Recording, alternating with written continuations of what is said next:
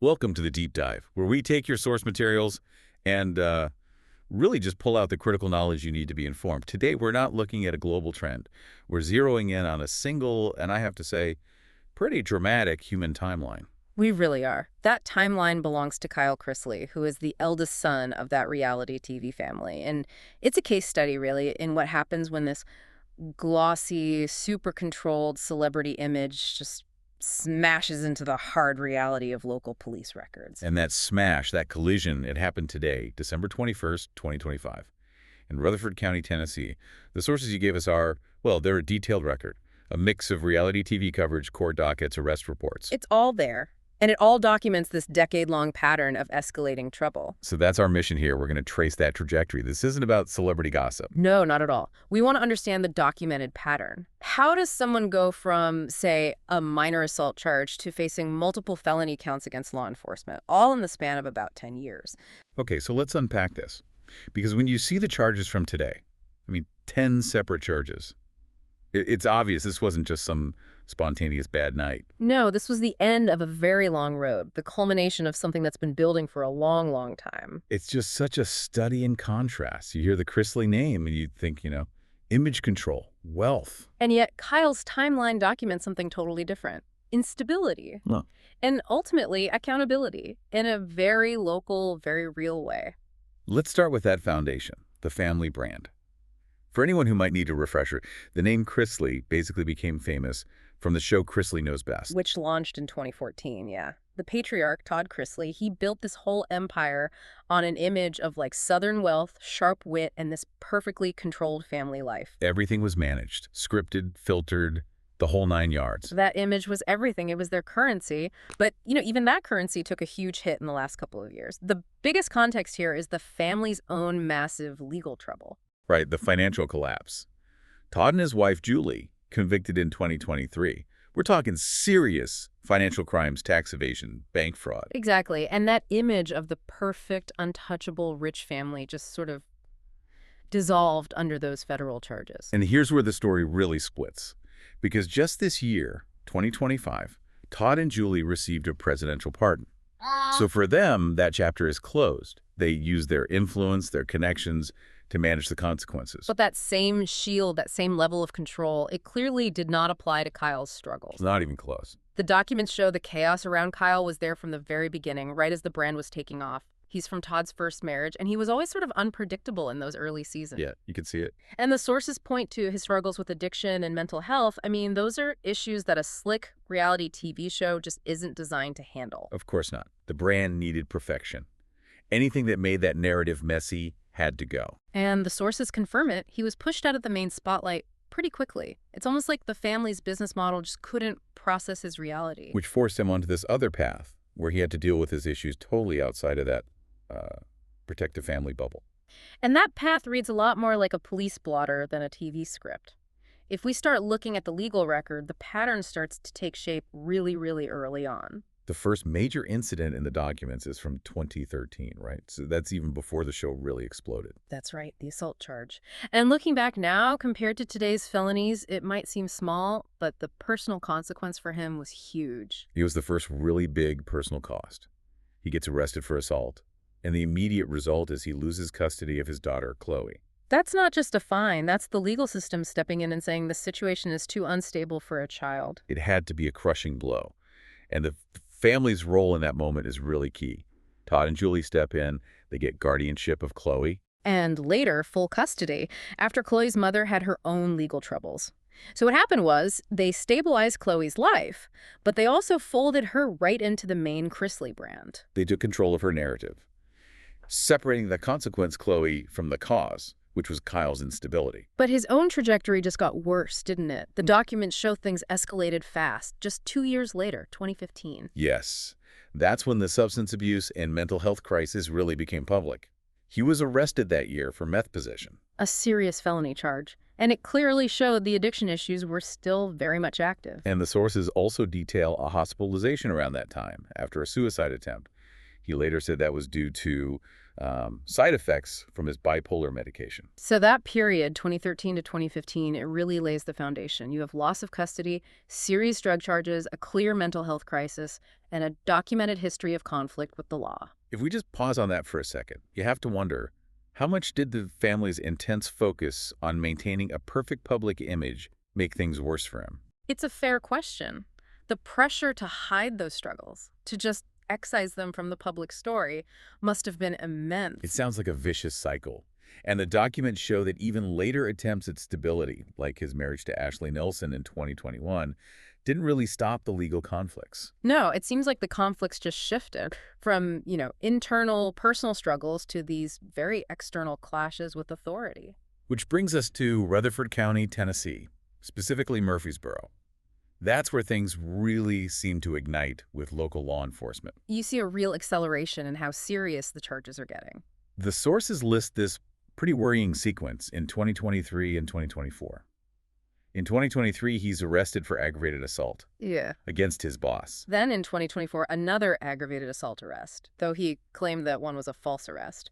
This is the point where his story stops being just about personal consequences and starts being about him actively fighting the system. Which leads right into the federal lawsuit. That was filed in 2024, and it feels like a huge piece of context for what happened today. A critical piece. Filing a federal lawsuit for, what was it, $1.7 million against the local sheriff's office, while you're also getting arrested repeatedly. That seems like a massive, incredibly risky move. What's really noteworthy is the sheer audacity of it. He's positioning himself as the victim of the very authorities he keeps running into. So what was the specific claim in the suit? Kyle and his wife Ashley sued Rutherford County. They allege that during a separate incident that year, deputies used excessive force and wrongfully arrested him outside their Murfreesboro home. They said the deputies ignored evidence, right? Exactly. They claimed a mechanic rammed their SUV and threatened them, but that the deputies just dismissed Kyle's side of the story, ignored video evidence, and arrested him instead. So this wasn't just a quiet legal defense. This was him going on offense. A high-stakes, multi-million-dollar fight against local law enforcement. In the exact community where he was living and, continuing to have run-ins with the law. So you've got a man with this decade-long history of assault, drugs, mental health crises. And now he is an active public adversary of the county's deputies. He's suing them for millions. That just sets the stage for a major confrontation. It creates an almost unbearable tension. He was challenging their authority structure, and that challenge was bound to have a consequence. Which brings us to today, December 21st, 2025. Yeah. The ultimate collision. Right there in Rutherford County, the same place he's suing. This is it, the culmination of that whole pattern. And the list of charges from today is it's so much more extensive, so much more severe than anything before. The bond alone tells you that. Over $85,000. That signals the system sees him as a much higher risk now. Let's walk through these charges because they really do tell the story of that progression, from an internal struggle to just overt war with authority. Okay, lay them out for us. It starts with domestic assault, which is serious on its own, but then you see the immediate jump to violence against the state itself. The felony counts. 3 felony counts of assault on a first responder. And to be clear, that means physically assaulting a police officer, an EMT, a firefighter, someone performing their official duty. The gravity of that is it's huge. A felony assault on a first responder isn't some misdemeanor. It often comes with mandatory sentencing. This isn't just a lapse in judgment. No, it's a sustained violent confrontation. And you combine that with the charge for resisting arrest, and it paints a very clear picture of a physical struggle. But it goes even deeper than that. Some of the charges suggest this wasn't just a spontaneous fight. Right. They imply a sustained, maybe even premeditated grievance. You're talking about the retaliation charges. We should probably clarify what that means legally. He was charged with 3 counts of retaliation for past action. Legally, that means the accused is believed to have acted to harm someone. In this case, likely a public official, specifically because of something they did in the past. So the authorities are basically saying they believe the assault on the first responders wasn't just him being intoxicated and lashing out. They're asserting it was an intentional response, a targeted response to a prior action.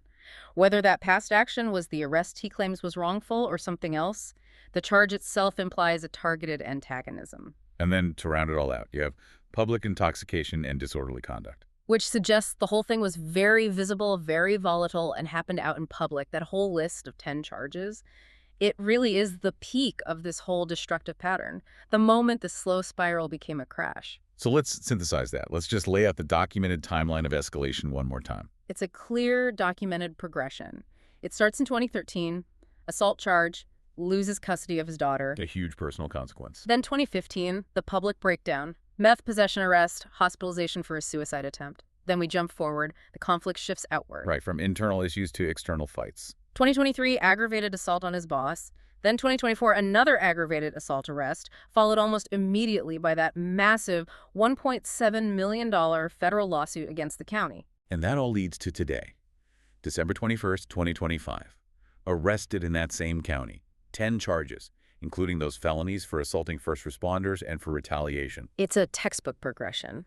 From internal trauma to explicit documented violence against the legal system itself. And when you connect that to the bigger picture, the Chrisley family brand, I mean, it's just this incredible narrative tension. It really is. They built a brand on being able to control everything, to manage every outcome, even getting a presidential pardon for their own federal crimes.